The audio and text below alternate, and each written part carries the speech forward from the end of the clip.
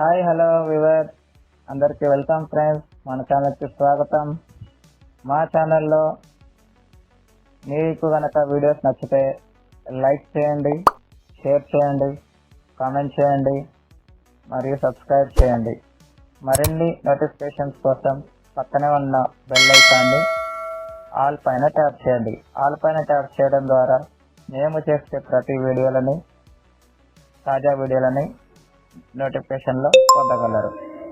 Hi hello viewers, అందరికి welcome friends. మన ఛానల్కి స్వాగతం. ఫ్రెండ్స్, ఈ వీడియోలో ఒక అప్డేట్తో పాటు ఒక ఇన్ఫర్మేషన్ అంటే రికార్డ్ అట్లాంటిది అనుకోండి.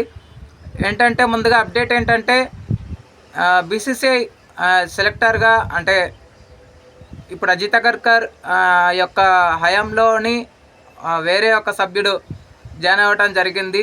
సోలంకి ప్లేస్లో అజయ్ రాత్రా సెలెక్ట్ అవ్వడం జరిగింది. నిన్న ఈ వివరాలను బీసీసీఐ ప్రకటించడం కూడా జరిగింది.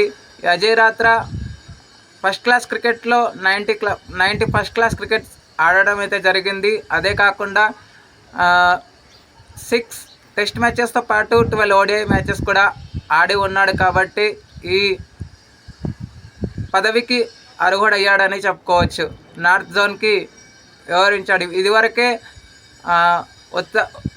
ఉత్తరప్రదేశ్, అస్సాం తదుపరి దాంట్లోకి కోచింగ్ కూడా చేసి ఉన్నాడు కాబట్టి. ఓకే ఫ్రెండ్స్, ఇక నెక్స్ట్ విషయానికి ఏంటంటే రోహిత్ శర్మ ఇప్పుడు ఎట్లాగో మనకి India versus Bangladesh test matches నడుస్తున్నాయి కదా, అంటే స్టార్ట్ అవ్వబోతున్నాయి కదా.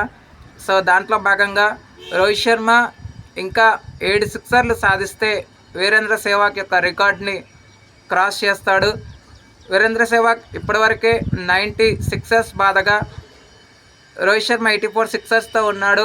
జస్ట్ 7 సిక్సర్స్ సాధిస్తే మాత్రం వీరేంద్ర సెహ్వాగ్ని బీట్ చేసే అవకాశాలు అయితే పుష్కలంగా ఉన్నాయి. 91 సిక్సర్స్తో మొదటి స్థానంలోకి వస్తాడు. ఇది friends completely informations. Thank you friends. ఇలాంటి అప్డేట్స్ కోసం ఛానల్ని సబ్స్క్రైబ్, షేర్, లైక్, కమెంట్ చేయండి. మరొక అప్డేట్తో మేము ఉంటాను ఫ్రెండ్స్. అంతవరకు సెలవు, నమస్కారం.